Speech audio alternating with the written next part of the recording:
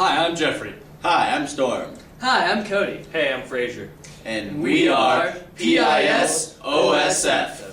Producing instructional science objects for students' fascination. Alright, so here today we have a Rubens tube.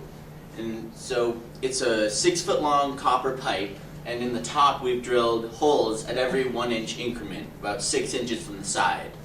Then over here we have a speaker hooked up, and in between the tube and the speaker we have this nylon glove. And it's there to act as a drum, so it's going to fluctuate.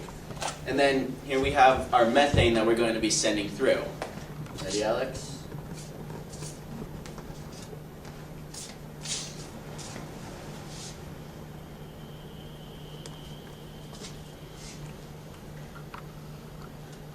So then hooked up to the speaker is my iPod, and I have this app called the Fourier Synth app, and it's a synthesizer. And so what I'm going to be doing is we're going to be playing sound through it, and then I'm going to be changing the frequency of the sound.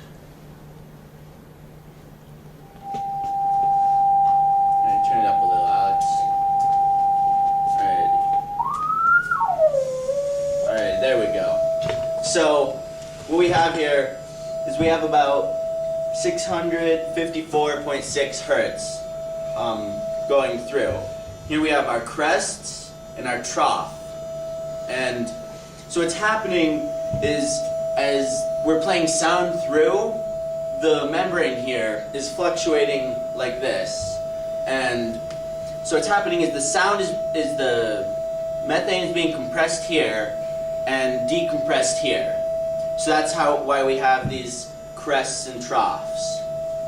So then as we change the frequency, you see that it changes positions where the crest is, and also the length. So then what we're going to be doing next is we're going to play music through it. Jeffrey?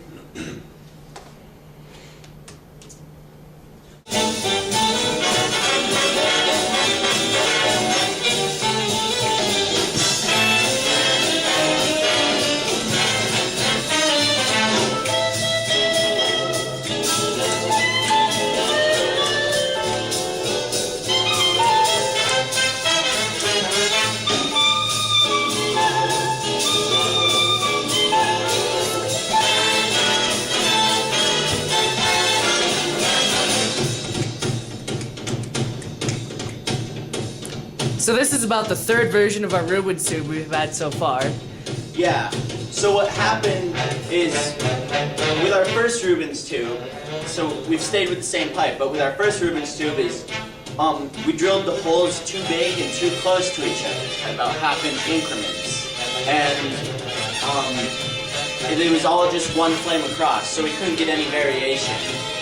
So what we did is we then wrapped it up in aluminum tape and then poked holes every other.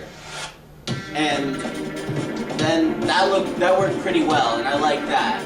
But what happened was it started to vibrate needlessly, and it caused a little bit of fluctuation where we didn't want it.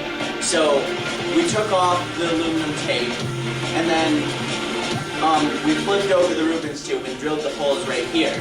And on the bottom, we put aluminum tape on along here. And so this is what we have.